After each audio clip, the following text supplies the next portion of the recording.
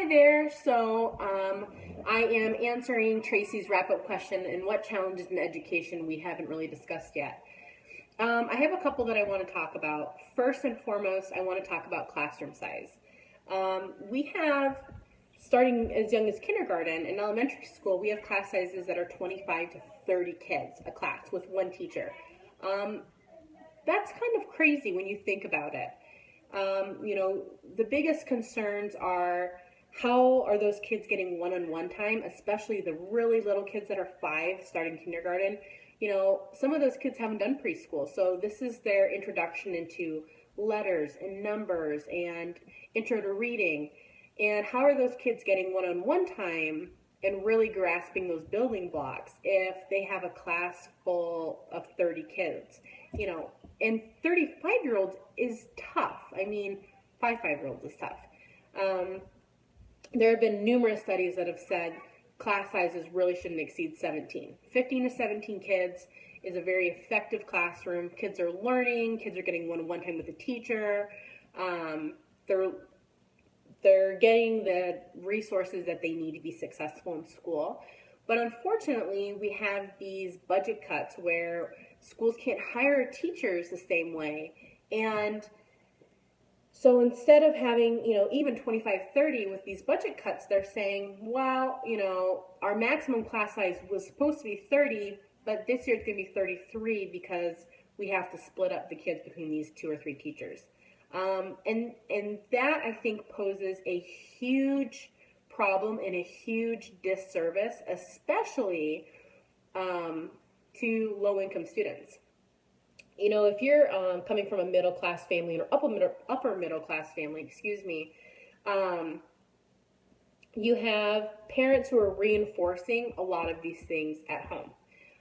That's first. And second, if you're upper middle, your kid has probably started doing some kind of preschool, or here in Wisconsin, 4K program to learn some of these building blocks. And I'm not just talking just kindergarten, but kindergarten is kind of my example. So when, you have these kids coming home, their parents sit down with them, they help them with homework, they're home on the weekends to help go over things. And, and on top of that, they can afford tutors or, extra kind of help. Where if you are coming from a low-income family where the parents are working the weekends, they're working 2 jobs, they're gone all the time, they really can't put in the time even if they wanted to. So school is really the only place these kids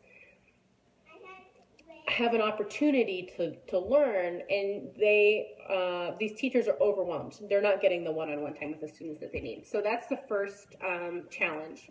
The second one, which is we touched on a little in the discussion today, is poverty, and how poverty plays a role in students' behavior. What they found is that 22% of all students are living at or below the poverty line. And so you have these kids that, what they found statistically is those kids are not sleeping as well, they're not eating as well, their routines are off. And I think anyone that has kids knows kids need sleep. Kids need to eat balanced meals. And if they don't have that, behavior is affected. And it happens with adults too. You don't get sleep, you're cranky. So you have these kids who, don't even start their day off great as far as what they need just to function.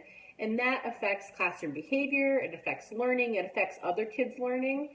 And so, we do have some programs in place. I don't know at every school, but I know our schools have, free breakfast for kids that hit a certain poverty line, just to get those kids jump started. But even then, are our school lunches that healthy? Not really. I wouldn't eat anything that they serve at my son's school, and my son goes to a fantastic school. And that's stuff that we're talking about as a country, but I think it's hard. It's hard to change. It's hard to talk about spending with education. Which leads me into my next point, technology and staying competitive. You have some schools that are really well funded, and even if where I'm not even just talking government funding or state funding, I am talking PTO funding. If you have a school that is in a wealthier district, you have parents that can raise a lot of money. Some of these lower income schools, they just don't have that. And so you'll see schools that, like, we live in Waukesha, and so all of Waukesha has iPad. We just recently had an iPad rollout, and